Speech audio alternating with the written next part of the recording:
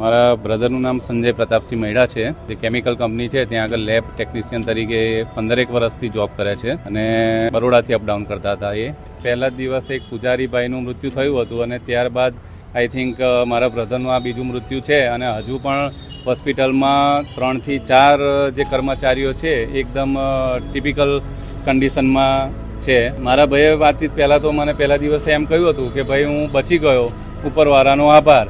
મને પણ એમ હતું કે બચી ગયો છે એટલે બચી જ ગયો છે. બીજે દિવસે ભાઈની પોઝિશન એકદમ ખરાબ થઈ ગઈ હતી અને શ્વાસ લેવામાં બહુ જ તકલીફ પડતી હતી. એમને વેન્ટિલેટર પર રાખવામાં આવ્યા હતા. મારા ભાઈ સાથે ગઈકાલે સાંજે મારે 4 થી 5ની વચ્ચે વાત થઈ હતી.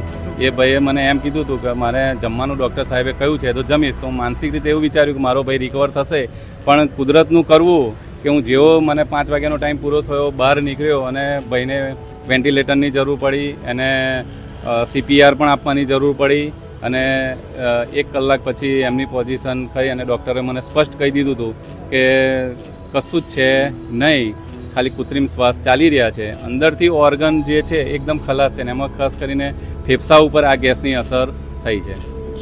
મારા ભાઈના પરિવારમાં 13 વર્ષની બાળકી છે નાની અને એમના વાઈફ છે. બંને અહીંયા આગળ બરોડા ભાડુંનું મકાન રાખી અને નોકરી માટે થઈને અહીંયા આગળ બરોડા જ રહેતા હતા.